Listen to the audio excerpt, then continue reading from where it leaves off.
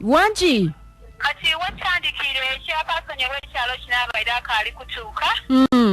aye mukaire kano atuse yena katulamuseeko okwikira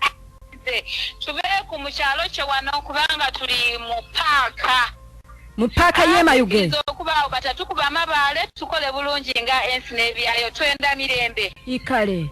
babalamusaako abatuwuliriza neyanziza abatesitesika poroguramu ensi n'ebyayo olw'okubanga leero bakyaire wange mu kyalo kya Sesezoni nsooka okubaaniriza mwena n'okukunga abatuwuliriza boona okubanga mwija ku nsi n'ebyayo wano era kibakatiza ku nkimeeza tube nga tutambulira walala bw'oba n'ekiduuko kyo kiba kirungi oida okyande bw'oba n'obuzibu bwo ida obeko oyanda era okutereeza kuli eri gavumenti edakwirira mu ibanga kikyamu nakuba nti kirakyalina ekituleese wano tibya NRM byonka tibya NUP byonka tibya FDC wabula bintu ebitwizagalala mukolera agalala nsaba abantu mwena abali okumpi newala nti mwidde ku programu eno ensi n'ebyayo natuusa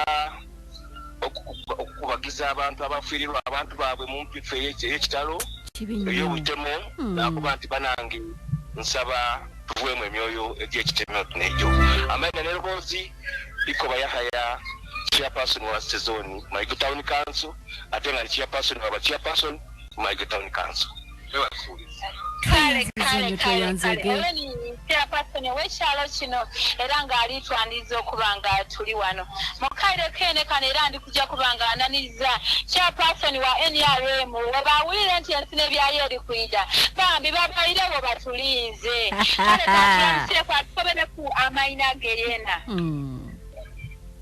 Sangaire ino mama Aisha programu eno bekalangule NBS ensi n'ebyayo yesebo ayo tuso kwaniriza aba NBS programu ensi n'ebyayo yana kisana kyale ekyo atusana okubebaza olw'omulamu no bambi okulumira omuntu wa bulido okulumirwa iwanga yaife wotuka wana mutuli kwogerera amaloboozi gano olwaleero otyana okutya ebiri mu iwanga lino bambi abantu abali wano balina ebizibu baboneka balina ebizibu kamaala abakosefu n'ekyokwogera kikulema bayinenda okusiima okwenibyeesi olw'okuba nti ejje waleewa ife emayuga